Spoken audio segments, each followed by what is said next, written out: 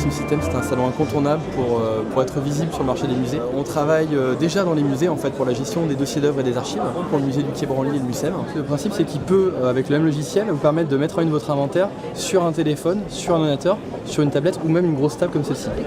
Donc du coup, l'intérêt, c'est que vous n'avez pas à redévelopper des applications pour tous ces terminaux. Il est tout de suite adapté à un usage en mobilité, comme chez soi. Nous sommes là un groupement de 10 entreprises qui ont des compétences et du savoir-faire sur l'ensemble de la chaîne de services qui est nécessaire aux sites et lieux de visite et aux musées. C'est-à-dire qu'on part de la conception, l'architecture, le design, le développement commercial, l'accompagnement, le marketing, la muséographie, la sécurité, les audits financiers. L'ensemble de la chaîne est représenté ici par 10 entreprises qui sont venues pour offrir un service de qualité aux différents visiteurs. Ce qui m'intéresse dans ce salon que je connais depuis des années, c'est un peu les tendances nouvelles en matière de nouvelles technologies, mais aussi en matière de réflexion, parce que la pratique muséale a beaucoup évolué en 10 ans et que ça fait 30 ans que je suis dans ce métier-là, donc il est important de voir un petit peu les différentes réalisations. Surtout qu'étant en Suisse, nous avons beaucoup de liens avec la France, donc c'est intéressant de voir ce qui se fait dans le pays voisin, qui est beaucoup plus grand que le nôtre. Ce matin, il y avait des conférences sur le marketing et l'évolution. Hier, il y avait des conférences sur l'innovation en général. Bon, certaines sont peut-être un petit peu trop précises pour mes besoins ou sont un petit peu trop liées à, si vous voulez, du marketing d'une maison en particulier qui essaie de vendre ses développements technologiques. Je préfère les choses un petit peu plus larges, personnellement.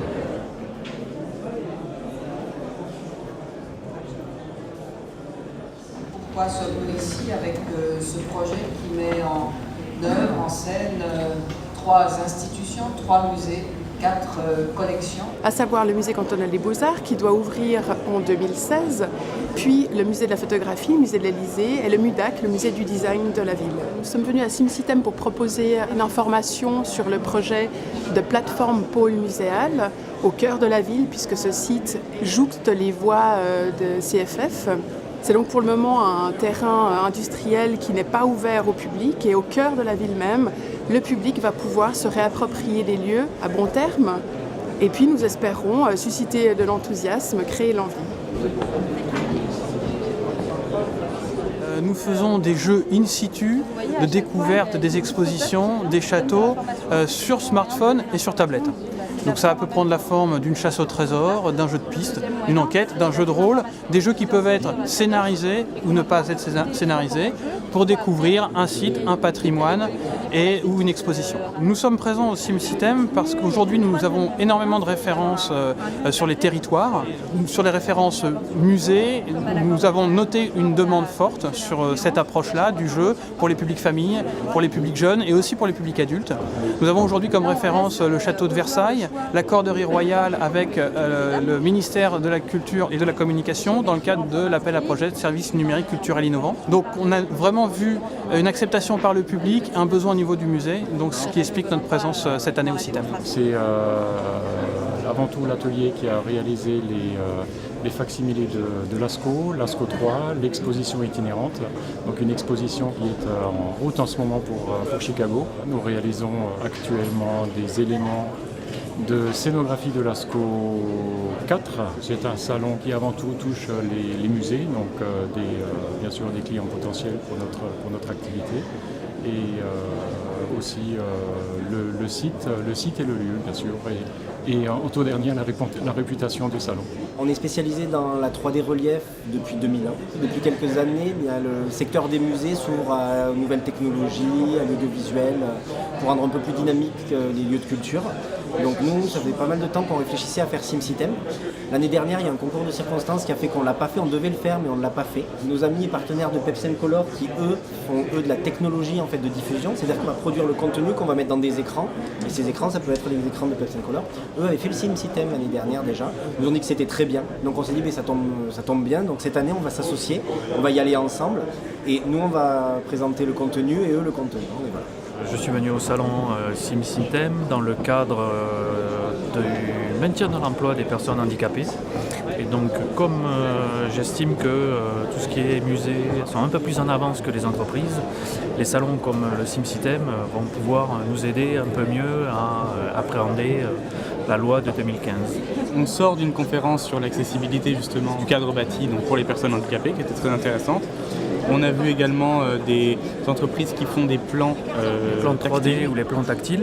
Donc ça, c'est des choses les non-voyants qui aujourd'hui n'existent pas encore dans notre entreprise. Et l'idée, c'est de les mettre en application dans l'entreprise. Nous sommes la première société de coordination de travaux pour la mise en accessibilité handicapée. Donc on accompagne les maîtres d'ouvrage et les maîtres d'œuvre dans la mise en accessibilité handicapée au titre de la loi du 11 février 2005. Objectif 1er janvier 2015 et on fait ça de manière à ce que ce soit le plus efficient possible, étant donné que pour nous la loi est une obligation de résultat plus qu'une obligation de moyens. Je viens régulièrement dans ce salon pour essayer d'y voir les évolutions en termes d'accessibilité, avec plusieurs interrogations qui sont que beaucoup de responsables de patrimoine refusent que l'on touche à leur patrimoine, donc il faut trouver la solution pour néanmoins avoir des éléments de navigation dans un espace patrimonial, ce qui est relativement compliqué. Ensuite, il y a un autre type de problématique qui est intéressant, qui est comment rendre une œuvre visible pour quelqu'un qui ne voit pas. Alors si on arrive à bien nous décrire une œuvre, si on l'associe avec des éléments tactiles qui sont aussi de différentes formes, l'aveugle va recomposer le tableau dans son imaginaire et y trouver du plaisir. Un designer, c'est la conception de produits, mais particulièrement donc un designer orienté sur les enjeux tactiles. Nous venons du monde de l'industrie, où sont concentrés donc plein d'attentes en matière de design sensoriel, et tout ce que l'on a capitalisé depuis une quinzaine d'années en observation sur le contact des objets, on s'était dit qu'il y avait peut-être quelque chose de possible avec les musées qui ont des enjeux de renouer avec une présence matérielle, compte tenu que les musées ont un parcours, c'est le seul lieu où on ne doit rien toucher. Et que si on considère qu'une véritable expérience de musée est un parcours, une exposition, on doit croiser quelque part une séquence où on a un contact matériel avec quelque chose. Et on se rend bien compte que le propos va être très différent selon qu'on a affaire à un lieu de mémoire, on a affaire à un musée des beaux-arts, à un musée des techniques. Alors l'exemple tout simple, les installations que l'on a mis au point pour la Cité des Sciences à l'occasion de l'exposition Léonard de Vinci, où là, il fallait, à partir des croquis, matérialiser des dispositifs qui résument 3 propos Léonard de Vinci et en concentrer 3 pour qu'elles soient mémorisables en 15 secondes en passant devant une station. Je viens au salon tous les 2-3 ans, voir un petit peu ce qui se passe en termes de nouveautés. Trouver des contacts, mais aussi assister aux conférences et aux ateliers qui sont toujours très intéressants. C'est l'occasion pour nous de retrouver des collègues, mais aussi de prendre contact avec tous les nouveaux projets qui sont bien représentés généralement au salon. Je pense que le salon témoigne finalement de l'intérêt croissant des nouvelles technologies dans les supports muséographiques, à la fois sur le plan évidemment de la technique, quel choix technologique faire, comment les orienter les uns par rapport aux autres, quelle complémentarité, mais aussi finalement quelle incidence de fond ça a sur la manière dont le musée va devenir un des éléments de la valorisation du territoire. Et ça, c'est une problématique qui a été bien abordée aujourd'hui.